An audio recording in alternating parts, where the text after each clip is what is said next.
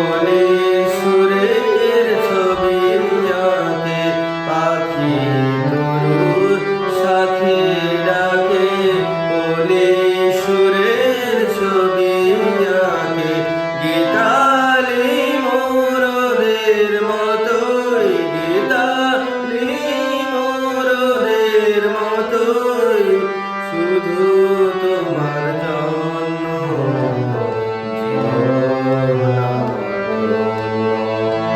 তোমারি গান গেয়ে প্রভু, তোমারি গান গেয়ে প্রভু, জীবন মনোবেনু বাজে তোমার নামে নিত্য, তব কথা বিনা কিছু জানে না চিত্ত। মনোবেনু বাজে তোমার নামে নিত্য, তব কথা বিনা কিছু জানে না চিত্ত।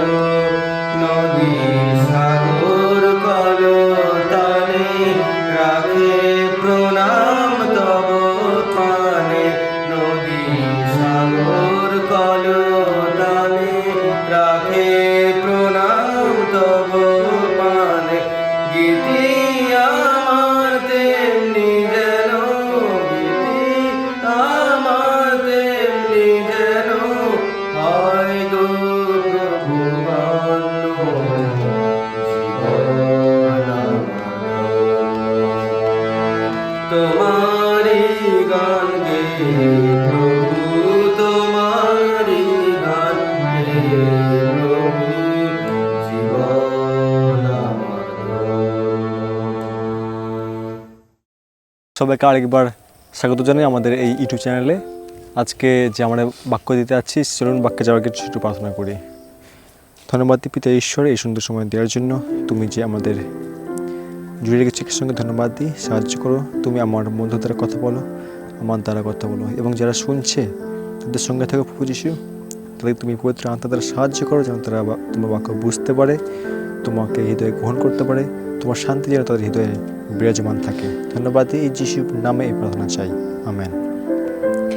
ধন্যবাদ দিই বন্ধুরা আমাদের সঙ্গে জুড়ে থাকার জন্য। এবং আজকে যে আমাদের বাক্য আছে সেটা হচ্ছে উইটনেস ফর হিজ গুডনেস, ঈশ্বরের ভালো কর্মের জন্য তার সাক্ষ্য।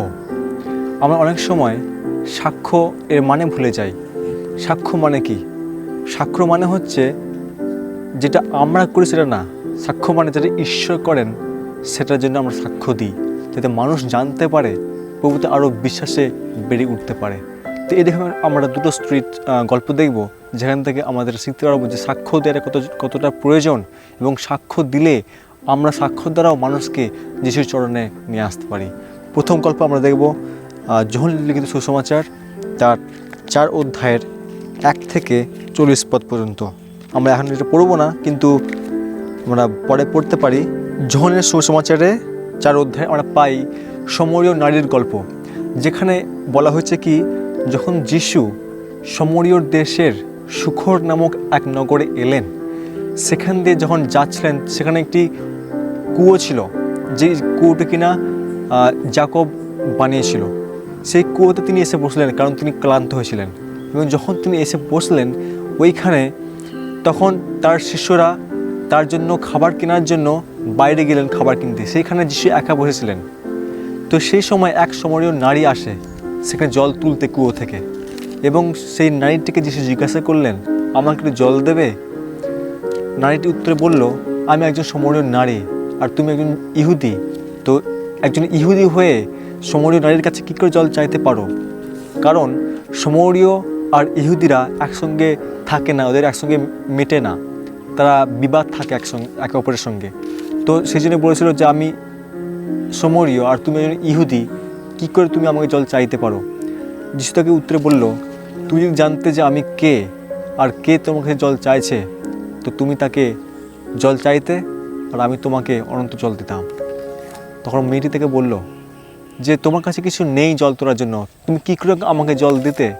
যিশু বলল, যে কেউ এই কুয়ো থেকে জল তুলে পান করে সে আবার তৃষ্ণার্ত হইবে, কিন্তু আমি যে জল দেব সে জল যদি কেউ পান করে সে তৃষ্ণার্ত হবে না, কিন্তু তাহার অন্তর হইতে অনন্ত জীবনের মতো সেই জল প্রভাবিত হবে। মেয়েটি তাকে বলল, প্রভু আমাকে সেই জল দিন যেন আমাকে এখানে আসতে না হয় জল তোলার জন্য বারে বারে। প্রভু বললেন, যাও গিয়ে তোমার স্বামীকে ডাকো। তো মেয়েটি বলল, আমার স্বামী নেই। যিশু তাকে বললেন, তোমার 5টি স্বামী ছিল, আর এখন যে আছে সে তোমার স্বামী নয়। তো এই ক্ষেত্রে তুমি ঠিকই বলেছ, তোমার স্বামী নেই। মেয়েটির বিষয়ে সব কিছু বলার পর মেয়েটি অবাক হয়ে গেল। তিনি ভাবতে শুরু করলেন যে ইনি হয়তো সেই ভাববাদী যার জন্য মানুষ অপেক্ষা করছে। তখন মেয়েটি বাইরে গিয়ে বলতে লাগলো, আমরা দেখব 29 পদ, যেখানে বলছে 28 এবং 29, তখন সেই স্ত্রীলোকটি আপন কলসি ফেলিয়া রাখিয়া নগরে গেল, আর লোকদিগকে কহিল, আসো একটি মানুষকে দেখো, আমি যাহা কিছু করিয়াছি তিনি সকলেই আমাকে বলিয়া দিলেন। তিনি কি সেই খ্রিস্ট নন? তিনি বলছেন, আমি যা কিছু করেছি তিনি সব কিছুই বলে দিলেন আমার বিষয়ে, তো ইনি কি খ্রিস্ট নন? সে গিয়ে কি করলো, সে তার এলাকায় গিয়ে মেয়েটি সব কিছু বলে দিল। সে সাক্ষ্য দিল ঈশ্বর যিশু যে তার জীবনে এই কাজ করেছে, এই ভাববাণীটা তাকে বলেছে, ভবিষ্যতের কথা বা তার জীবনে যা কিছু হয়েছে যা কিছু সব কিছু বলেছে, সেই কথা এটা তার কাছে একটা মিরাকলের মতো লেগেছে যে আমি যা কিছু করেছি এ কী করে জানলো, এই নিশ্চয়ই ভাববাদী হবেন। তাই সে গিয়ে নগরের মধ্যে সব কিছু বলতে লাগলো। এবং তারপর দেখুন আমরা পাই 39 পদে কি সেই নগরের সমরীয়েরা অনেকে সেই স্ত্রীলোকটি যে সাক্ষ্য দিয়েছিল, আমি যাহা কিছু করিয়াছি তিনি আমাকে সকলেই বলিয়া দিলেন, তাহার এই কথা প্রযুক্ত তাহাতে বিশ্বাস করল। দেখুন এখানে বলছে কি সেই সমরীয় নারীটির সাক্ষ্যতে যে মানুষটা শুনেছিল তারা সকলেই বিশ্বাস করেছিল সেই মেয়েটির কথা। এবং 41 এবং 42 পদে বলে, তখন আরও অনেক লোক তাহার বাক্য প্রযুক্ত বিশ্বাস করল। কি অনেক মানুষ তার বাক্যে বিশ্বাস করতে শুরু করলো, ঈশ্বরের বাক্যে। আর তাহারা সেই স্ত্রীলোকটিকে কহিল, এখন যে আমরা বিশ্বাস করিতেছি সে আর তোমার কথা প্রযুক্ত নয়, কেননা আমরা আপনারা শুনিয়াছি ও জানতে পারিয়াছি যে ইনি সত্যিই জগতের ত্রাণকর্তা।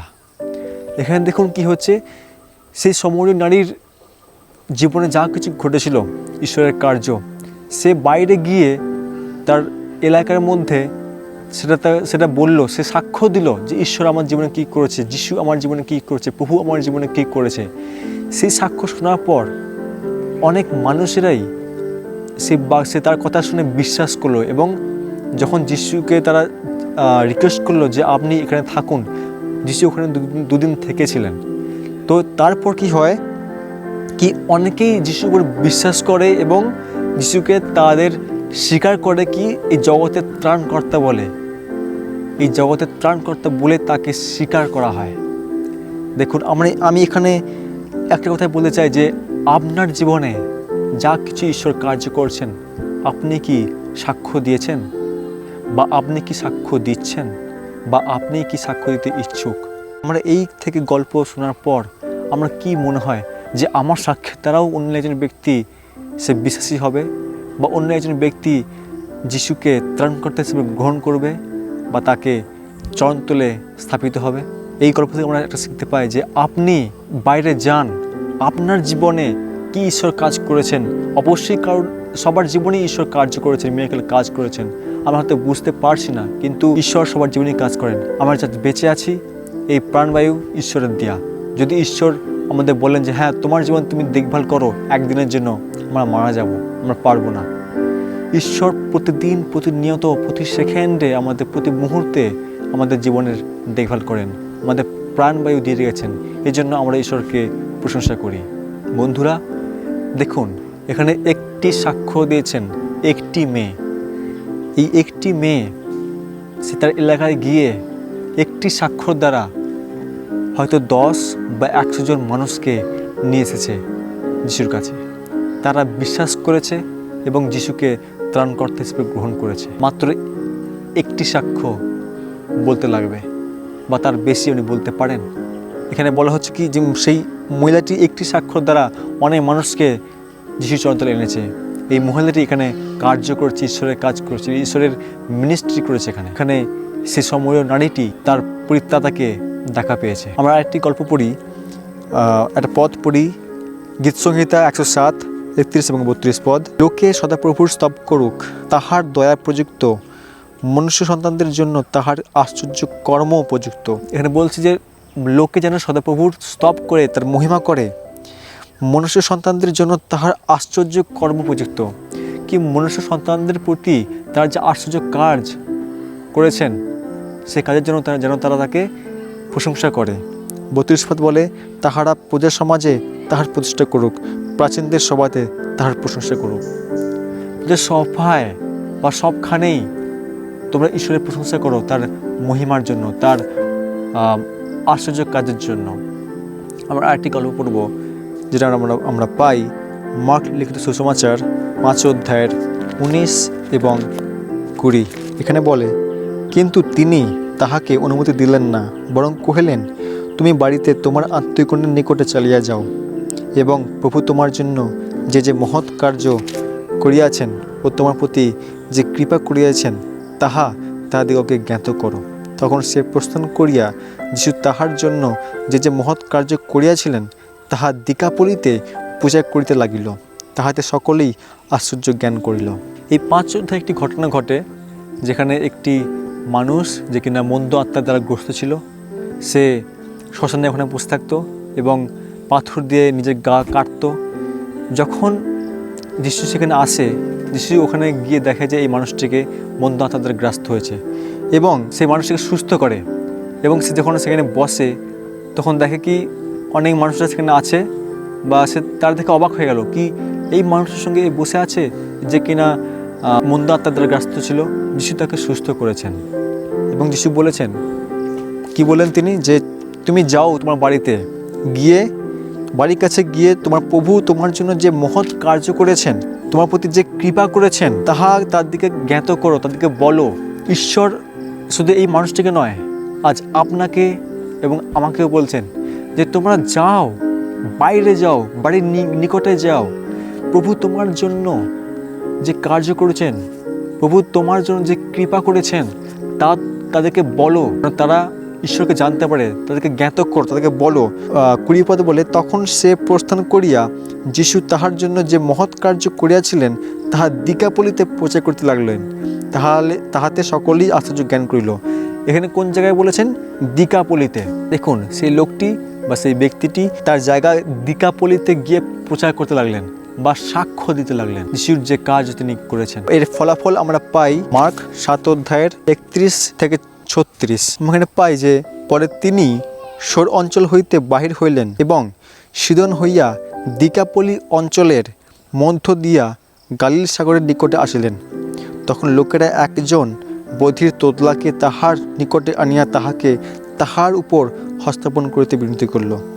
এখানে দেখুন, যখন যিশু পরে সে দিকাপলিতে এলেন, সেখানে আসার পর সেখানকার লোকেরা অনেক অসুস্থ মানুষদেরকে তার কাছে আনলেন, যারা কিনা তোতলা বা যারা কিনা কালা, শুনতে পায় না, তাদেরকে তার কাছে আনলেন, এনে বললেন যে প্রভু তুমি এদের উপর হাত রাখো এবং সুস্থ করো। এবং যিশু তাদের উপর হাত রাখেন, সুস্থ করেন। ভাবুন কি সেখানে অলরেডি যিশুর বিষয়ে প্রচার করা হয়ে গেছে। সেই ব্যক্তিটি যে কিনা মন্দ আত্মার দ্বারা গ্রস্ত ছিল এবং যিশুর দ্বারা সে সুস্থ হয়েছিল, যাকে যিশু সুস্থ করেছিলেন, সে দিকাপলিতে গিয়ে যিশুর বাণী অনুযায়ী বা যিশুর আদেশ অনুযায়ী সেই জায়গায় গিয়ে দিকাপলিতে যিশুর বিষয়ে প্রচার করে, যিশুর বিষয়ে সাক্ষ্য দেয়, তার জীবনের ঘটনাকে সাক্ষ্য দেয়।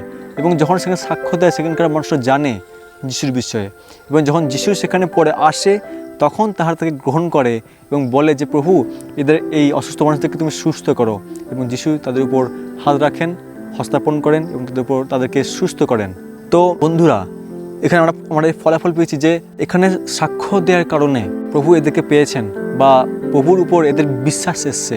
সেই বিশ্বাসের দ্বারা তারা তাদেরকে এনেছেন এবং তারা সুস্থ প্রাপ্ত হয়েছে, তারা সুস্থ হয়েছে যিশুর দ্বারা। বন্ধুরা, আজ আপনি বা আমরা কি ইচ্ছুক সেই প্রভুর বাক্য নিয়ে প্রভুর সাক্ষ্য নিয়ে আমরা বাইরে যেতে, যেন আমরা বলতে পারি প্রভুর বিষয়ে, প্রভুর মহিমা করার জন্য, এবং যাতে অন্য মানুষরা তাকে বিশ্বাস করতে পারে এবং তাকে হৃদয়ে গ্রহণ করতে পারে। দেখুন, আজ আমি আর আপনি আজকের দিনে আমরা কেউই বাইবেল নিয়ে যেতে পারবো না এনার কাছে যে হ্যাঁ বন্ধু, তোমাকে ঈশ্বর ভালোবাসেন। অনেক মানুষ বিশ্বাস করবে না, কিন্তু ঈশ্বরের মহৎ কার্যর দ্বারা বিশ্বাস করতে পারে। এখানে পথ দেখিয়েছেন যে হ্যাঁ, তুমি সাক্ষ্য নিয়ে যাও, তুমি সাক্ষ্য নিয়ে জগতের মধ্যে যাও, প্রচার করো, শুধু সাক্ষ্য দাও, যেন সাক্ষ্য দ্বারা মানুষ ঈশ্বরকে বিশ্বাস করতে পারে এবং যিশুকে জগতের ত্রাণকর্তা হিসেবে গ্রহণ করতে পারে। আজ আপনি বা আমরা কি ইচ্ছুক মাত্র একটি সাক্ষ্য সে সমগ্র নারীর যেটা বয়েছিলেন, যেটা দিয়েছিলেন সে তার এলাকায় অনেক মানুষকে যিশু চরণতলে আনতে সাহায্য করেছে। এই ব্যক্তি যখন মন্দ আত্মা দ্বারা গ্রস্ত হয়েছিলেন, সে যখন বাইরে গিয়ে দিকাপলিতে প্রচার করে সাক্ষ্য দেয়, অনেক মানুষ তার উপর বিশ্বাস করে এবং তাকে অনুরোধ করে যেন তারা এদেরকে সুস্থ করেন, এবং যিশু তাদের সুস্থ করেছিলেন। দেখা যাচ্ছে কি একটি সাক্ষ্য আপনাকে সাহায্য করবে যেন ঈশ্বরের বিষয়ে প্রচার করার জন্য, ঈশ্বরের মহৎ কাজ সাহায্য করবে যদি আপনি সাক্ষ্য দেন তাদের মধ্যে বিশ্বাস জাগাতে, এবং ঈশ্বরের চরণতলে সেই মানুষদেরকে আনতে সাহায্য করবে। আজ আমি বা আপনারা কি ইচ্ছুক আমাদের জীবনে ঈশ্বর কী কাজ করেছেন তাদের সবার জগতের মানুষকে সেই বিষয়ে বলার জন্য? আপনারা কি ইচ্ছুক ঈশ্বরের বিষয়ে এই সাক্ষ্য দিতে? আপনারা কি ইচ্ছুক যাতে মানুষ যিশুকে, ঈশ্বরকে মহিমা করতে পারে? চয়েস আপনার। ধন্যবাদ দিই। আমাদের সঙ্গে দেখা হবে পরের বার। সবাইকে ঈশ্বর আশীর্বাদ করুন।